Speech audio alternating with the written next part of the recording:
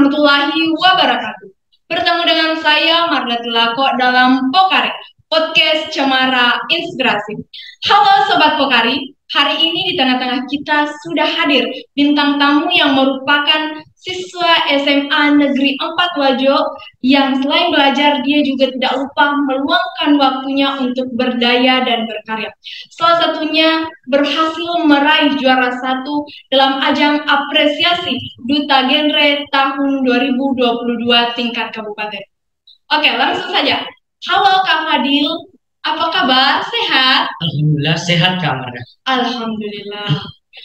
Sebelum kita mengulik lebih dalam bagaimana cara Kak Fadil membagi waktu antara belajar dan mengemban amanah sebagai Duta Genre tahun 2022 tingkat kabupaten, kita tanyakan dulu nih, apa sih itu genre? Iya, jadi sebelum saya juga menjawab pertanyaan dari Kak Marga, saya juga ingin berterima kasih bagaimana telah diberikan kesempatan untuk menjadi bintang tamu pada podcast kita hari ini. Nah, apa sih itu genre? Genre merupakan singkatan dari generasi berencana. Wah, Iya. ternyata Sobat Pokari, genre memiliki kepanjangan generasi berencana. Betul sekali Kak Marga. Jadi generasi berencana ini merupakan generasi yang terbebas dari pernikahan dini, seks pranikah, dan nafsa, sehingga nanti menjadikan remaja sehat, cerdas, serta ceria. Supaya kita tetap ceria. Iya, tentunya Kak Marga. Jadi setelah ini itu dia siap untuk mengarungi yang namanya 5 transisi kehidupan. Wah, ini tadi apa itu genre sudah terjawab oleh duta kita Kak Fadil. Nah, saya tertarik dengan 5 transisi kehidupan. Apa sih itu 5 transisi kehidupan dan apa saja dari 5 transisi kehidupan itu? Iya, pertanyaan yang sangat baik dan juga perlu yang diketahui untuk sobat podcast kita hari ini, Kak Marda. Jadi ada yang dimaksud dengan 5 transisi kehidupan. Adapun yang pertama yaitu bagaimana penerapan pola hidup bersih dan sehat. Iya, jadi tentunya kita dari kecil mungkin sudah diajarkan bagaimana menerapkan yang namanya pola hidup bersih dan sehat, Kak Marda. Tentunya dong dari kecil Iya, kita sudah diajarin. Jadi kemudian yang kedua yaitu Kak Marda menempuh pendidikan. Bagaimana kita memang diharuskan memang wajib untuk menempuh yang namanya pendidikan. Iya, pendidikan nomor 1. Iya, sekitar sebagai seorang siswa ini memang menjalankan yang namanya 5 transisi kehidupan, walaupun memang masih ada tahap yang belum bisa kita laksanakan. Iya, kemudian tahap yang ketiga yaitu bekerja. Nah, istilah inilah yang muncul dalam Bapak Agus mengatakan bahwa masih pola jolo, mak jama jolo, napa bukti. Wah, luar biasa sekali ya.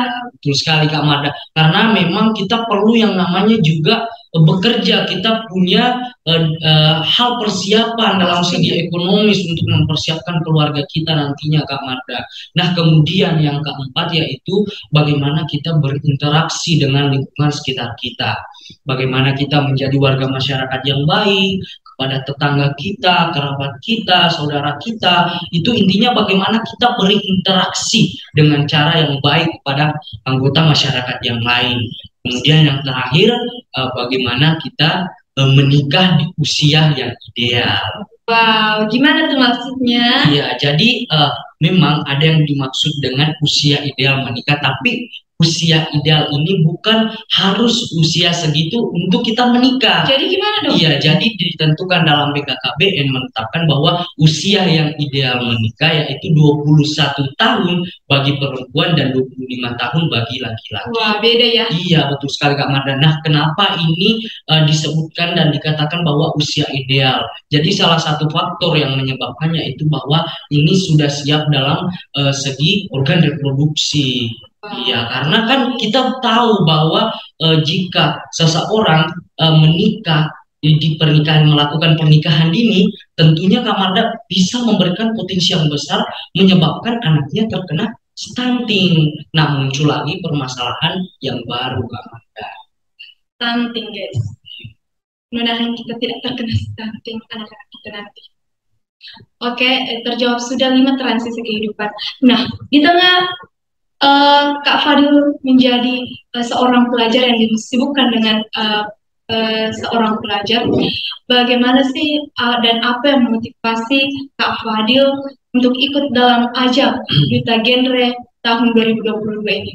Iya, tentunya motivasi saya untuk mengikuti ajang Duta Genre ini, balik saya menjadi juga seorang siswa tentunya ya Kak Marda, bagaimana saya itu sadar bahwa menjadi remaja yang berketahanan di era sekarang ini itu sangatlah sulit.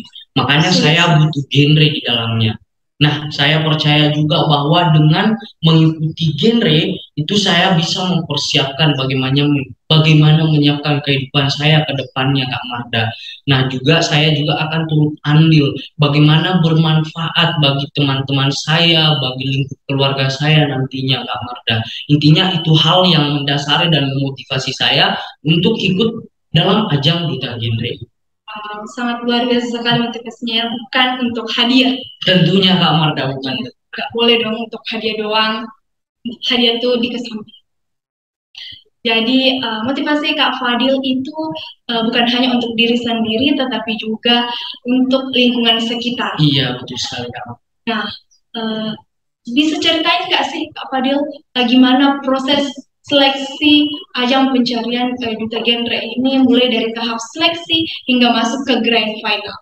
Iya, jadi kalau untuk cerita dari tahap awal pendaftaran sampai dengan tahap grand final Kak Marda, mungkin kalau diceritakan secara rinci itu waktunya cukup lama mungkin. Iya.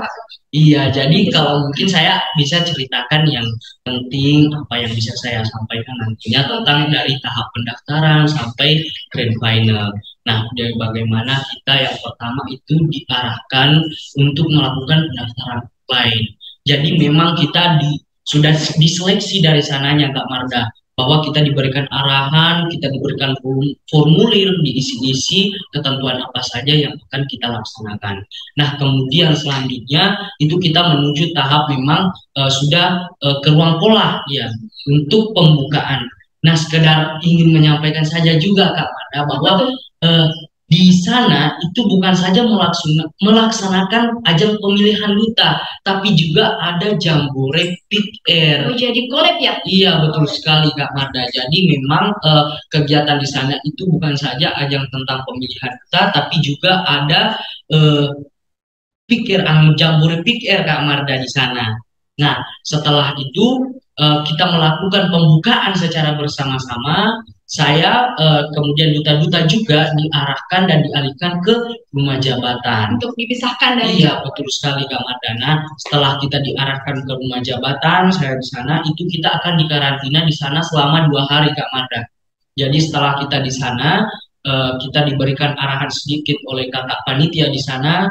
Setelah siangnya itu kita langsung diberikan dan diarahkan untuk melaksanakan tes tertulis. Tes tertulis bagaimana tuh? Iya, jadi memang di sana itu kita dilaksanakan bagaimana wawasan kita, bagaimana pemahaman tentang genre kita. Kita diasah di sana, kita diberikan pertanyaan, lalu kita akan menjawab pertanyaan tersebut dalam waktu yang diberikan. Nah, setelah selesai tes tertulis tersebut, kita langsung juga melaksanakan yang namanya tes wawancara. Ternyata ada wawancara juga. Iya, betul sekali Kak Marda, dan keadaan itu mungkin saya juga cukup gugup karena mata tertuju di depan kita dewan juri, kita langsung berhadapan dengan beliau, kita mengungkapkan apa yang akan kita sampaikan, jawaban apa yang akan kita berikan kepada dewan juri sehingga bisa diterima, ataupun mungkin ada jawaban yang memang belum bisa diterima oleh dewan juri Kak Marda. Iya, namun setelah tahapan tes wawancara, kemudian di malam harinya itu bagaimana kita diberikan pembekalan. Pembekalan seperti apa? Iya, jadi bagaimana diberikan arahan oleh kakak-kakak organ kita, kakak panitia di sana, kita diarahkan bagaimana kita akan melaksanakan agenda selanjutnya, bagaimana sharing session yang dia sampaikan kepada kita. Itu mungkin sedikit pembekalan yang diberikan oleh beliau. Ada juga penyampaian sedikit materi dari kakak-kakak di sana. Nah, kemudian hari kedua di sana itu bagaimana kita langsung untuk melakukan pemaparan program kerja. Program kerja? Iya, betul sekali Kak Marda. Jadi dalam pemaparan program kerja ini itu nantinya bagaimana jika kita terpilih ataupun tidak terpilih itu untuk memaparkan program kerja yang akan dilaksanakan. Karena tidak menutup kemungkinan juga jika kita tidak terpilih dalam ajang duta ini, itu nanti program kita bila bagus itu bisa nanti dijadikan program oleh duta yang lain. Wow, menambah Iya, ilmu. iya betul sekali Kak Marda. Jadi ini bukan sekedar ajang mencari siapa yang terbaik, tapi ini juga ajang silaturahmi. Ya dari Iya, sekolah-sekolah yang iya datang betul itu. sekali Kak Marda. Jadi setelah pemaparan program kerja itu sekitaran sampai siang dan sore hari itu dilanjutkan dengan FGD. FGD. FGD itu merupakan fokus group discussion. Iya, jadi kita dibagi dalam beberapa kelompok, ada kelompok stunting, ada kelompok life skill, pernikahan dini, nah masih banyak yang lainnya Kak Marda. Jadi saya di situ tergabung dalam kelompok pernikahan dini. Wah, pernikahan dini di Iya, bahaya. iya. Jadi ini memang bagaimana ini kita diarahkan untuk menyampaikan bahwa apa yang dimaksud dengan pernikahan dini, apa saja dampak yang dihasilkan jika melakukan pernikahan dini. Ini merupakan juga nantinya akan dijadikan video klip. Wow. Iya, jadi ini dijadikan video klip bagaimana representatif kita menyampaikan masalah ini bahwa ini dampak yang dihasilkan jika melakukan pernikahan. Seperti itu Kak Marda. Menarik. Iya. Terus Iya, jadi setelah kita melakukan FGD, langsung di malam harinya itu kita malam unjuk bakat. bahkan Nah, tentunya para duta-duta menampilkan bakat-bakat ya. iya tentunya. Jadi di sini bagaimana para duta menyampaikan potensi diri, menyampaikan apa life skill yang ia punya, apa bakat yang ia punya untuk ditampilkan di depan teman-teman sekalian. Wah. Iya. Jadi setelah hari kedua selesai, dilanjutkan sebenarnya ini hari di mana memang sudah dilaksanakan agenda untuk grand final, tapi mungkin ada kegiatan yang bersamaan sehingga para duta itu dikembalikan ke rumah masing-masing terlebih dahulu Kak Marda. Jadi ini juga sebagai kesempatan saya untuk kembali belajar di rumah. Bagaimana saya kembali mengembangkan apa yang saya miliki untuk persiapan nantinya di grand final. Menambah ilmu. Iya, betul sekali Kak Marda. Nah, pas setelah hari grand final bagaimana di sana kita itu terlebih dahulu menyampaikan orasi apa yang sudah ditentukan sebelumnya. Waktu hari terakhir kita disampaikan untuk orasi apa yang akan kita sampaikan. Jadi setelah orasi itu penentuan 10 besar Kak Marda. Iya, jadi saya sangat bersyukur dan alhamdulillah pada penentuan 10 besar top 10-nya itu saya terpilih menjadi anggota dari salah satu beberapa finalis. Saya terpilih menjadi di 10 besar itu Kak Marda. Nah, setelah itu kita ada Q&A. Jadi para finalis yang lolos dari 10 besar ini itu diberikan Q&A. Q&A gimana tuh? Iya, jadi Q&A itu masalah juga seputaran tentang genre Kak Marda, bagaimana permasalahan remaja seperti itu. Nah, untuk batas waktunya itu bagaimana kita menjawab pertanyaan itu selama 60 detik. Iya. Singkat banget ya? Iya Kak Marda. Jadi itu batasan untuk menjawab pertanyaan itu maksimal. Wah, itu sudah saya kira 1 jam. 1 menit ya. Jadi setelah tahapan untuk Q&A 10 besar ini itu kita langsung melangkah ke penentuan 5 besar. Iya, jadi setelah penentuan 5 besar ini alhamdulillah dan saya juga kembali terpilih. Itu merupakan saya juga sangat bangga dan merasa senang, tapi kita tidak boleh euforia terlebih dahulu. Betul banget. Bagaimana di sana kita langsung membanggakan diri tanpa kita ketahui bahwa akan masih ada tantangan yang dihadapi berikutnya. Nah, setelah penentuan 5 besar itu kembali dilaksanakan Q&A. Namun yang menjadi pembeda Q&A dari top 10 ke yang 5 besar ini di mana pertanyaan yang keseluruhan dari putra itu disamakan. Karena yang di top 10 ini pertanyaan tiap orang itu tiap beda tergantung dari pertanyaan apa yang dia ambil nantinya. Sulit ya? Iya betul sekali Kak Marda. Dan ini yang menjadi paling cukup karena saya yang menjadi penampil pertama untuk menjawab pertanyaan itu. Iya, itu merupakan hal yang menegangkan. Apakah saya bisa menjawab pertanyaan yang diberikan nantinya? Tapi alhamdulillah setelah penentuan siapa juara 1, juara 2 dan seterusnya, saya terpilih menjadi juara satu Duta Genre Kabupaten Wajo tahun Wah, 2022. luar biasa. Iya, Sangat menarik dan sangat prosesnya sangat panjang juga ya. iya betul sekali. Jadi Sobat Pokari yang ingin seperti Kak Fadil, silahkan ada yang tertarik atau ingin menjadi duta seperti Kak Fadil. Gimana caranya? Iya, tentunya kepada adik-adik sekalian yang tergabung bahwa ingin menjadi anggota duta ataupun menjadi duta seperti saya ini, maka sejak dini mungkin di ataupun join di ekskul PIK-R. Iya, Cool Pick. iya, karena PIK-R itu merupakan salah satu program pengembangan dari genre. Jadi di sana kita juga melibatkan bagaimana remaja dengan remaja saling berinteraksi. Intinya bagaimana pendekatan kepada remaja, Kak Marga di sana. Oke, Iya.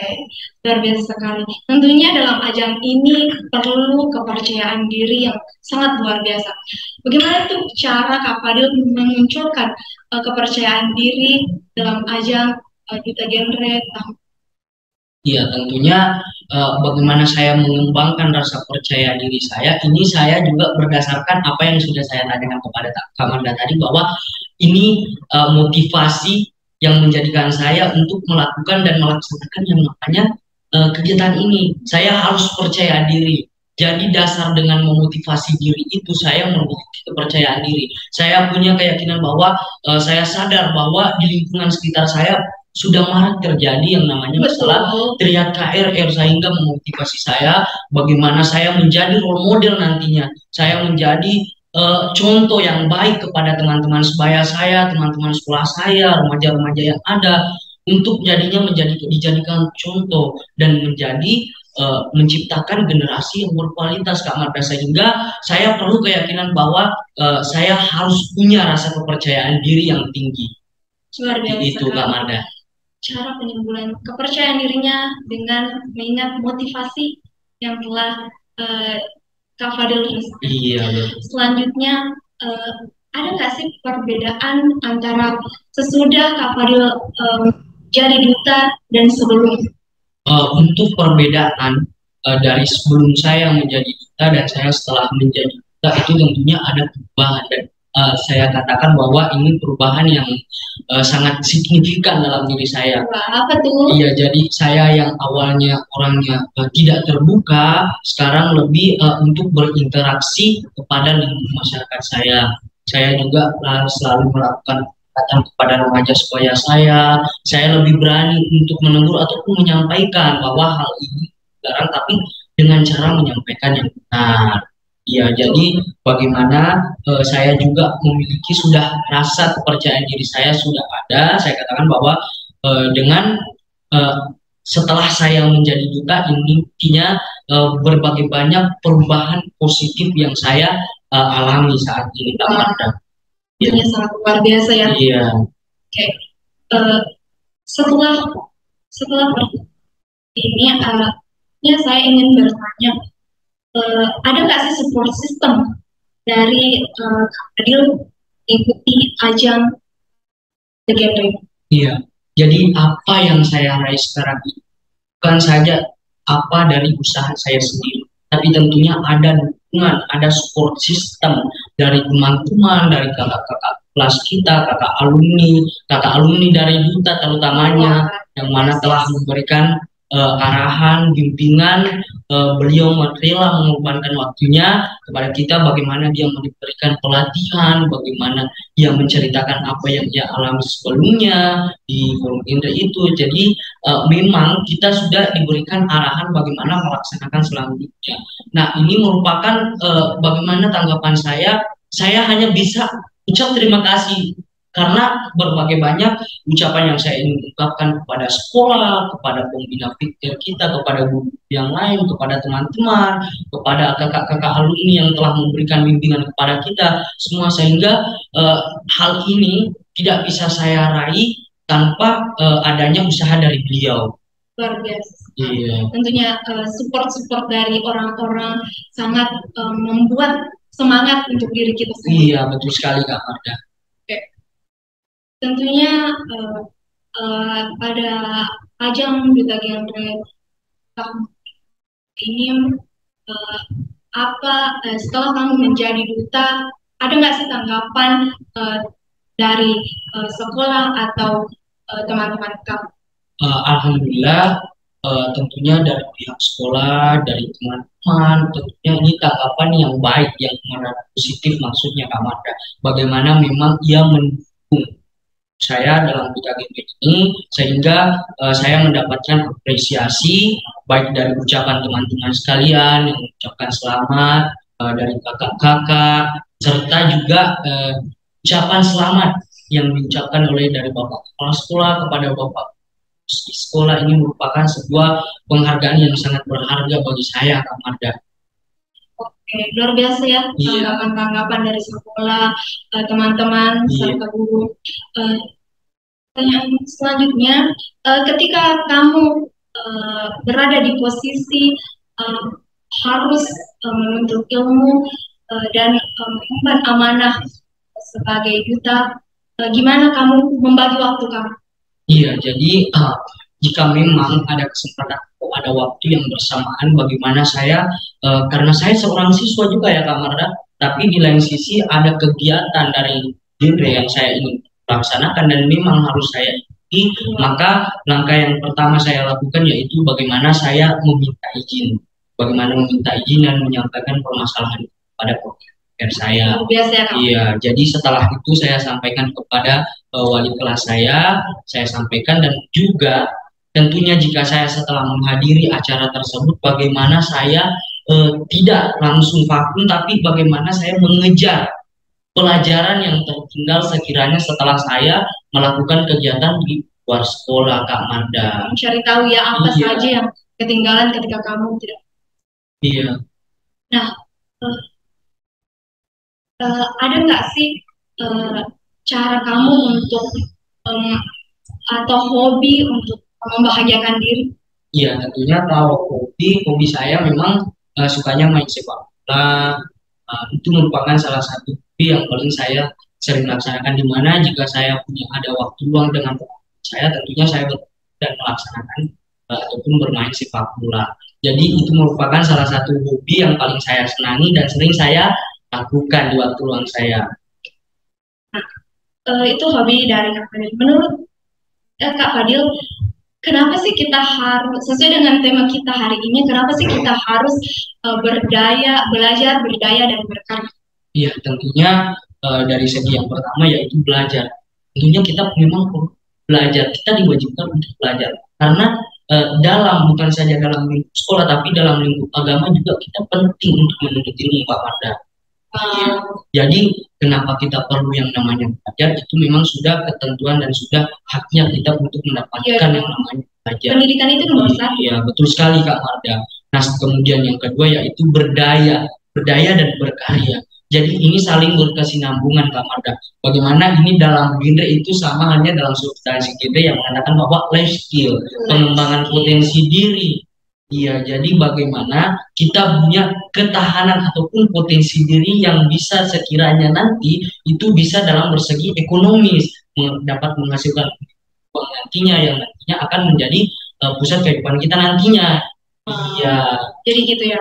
Iya, betul sekali Kak Marda. Itu belajar dan berdaya serta berkarya itu sangat penting. Iya.